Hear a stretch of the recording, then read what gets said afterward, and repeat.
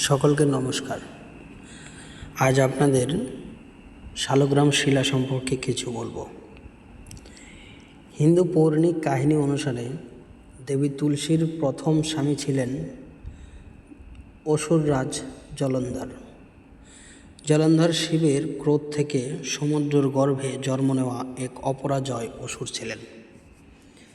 বৃন্দা ছিলেন তার পতিব্রতা এবং ভগবান বিষ্ণুর একনিষ্ঠ ভক্ত ও তার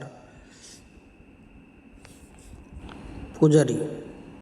তুলসীর স্বামী জলন্ধরের অত্যাচারে একবার দেবতারা অতিষ্ঠ হয়ে স্বর্গ ছেড়েছিলেন।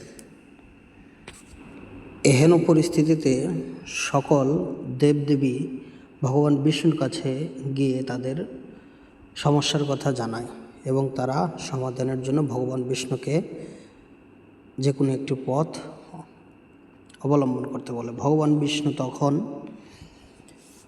জলন্ধরের রূপ ধরে দেবী তুলসীর কাছে যান। সত্য জানার পর তুলসী দেবী ভগবান বিষ্ণুকে অভিশাপ দেন এবং তিনি নিজে আগুনে প্রবেশ করে প্রাণ বিসর্জন দেন।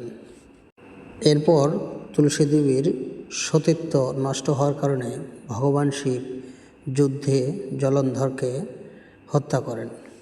তুলসী দেবী ভগবান বিষ্ণুকে অভিশাপ দিয়েছিলেন তিনি যেন পাথরে পরিণত হয় এবং ভগবান বিষ্ণু তুলসী দেবীর আশীর্বাদ মাথা পেতে গ্রহণ করে এবং তারপর থেকেই ভগবান বিষ্ণু শালগ্রাম শিলা রূপে বিরাজমান।